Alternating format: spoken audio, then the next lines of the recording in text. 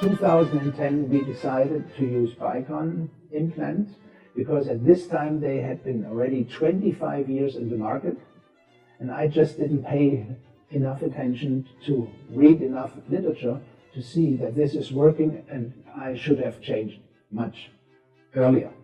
And what is so unique about this Bicon system? It's first the locking taper, the sloping shoulder, and the plateau design. These are three very unique features in this implant system. And in addition to this, the universal 360 screwless abutment positioning. And this also makes it very handy for the prosthodontist to do the prosthetic work.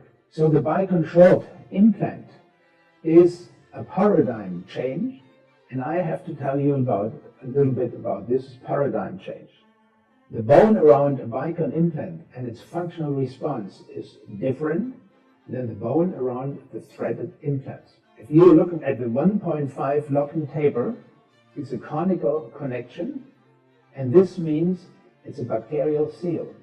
In all technical questions where you have to have a connection, propeller for the airplanes, the propeller for the ship, there you have to have a conical connections. There you could not use a screw. And this bacterial seal around the abutment leads to fantastic soft tissue response. And if you remove sometimes the abutment, which you actually do not have to do, you will see slight petechial bleeding, even in very thin biotype cases. The locking taper design is a bacterial seal without micro movements, and this means it's a component to prevent peri-implantitis.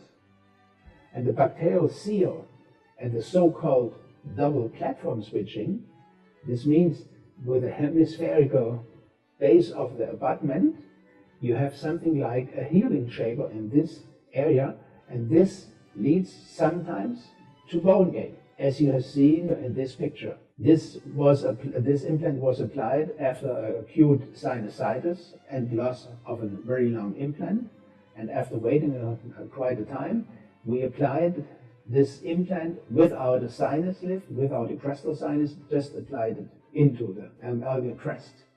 And you see 15 months later, on this side, bone gain toward the abutment.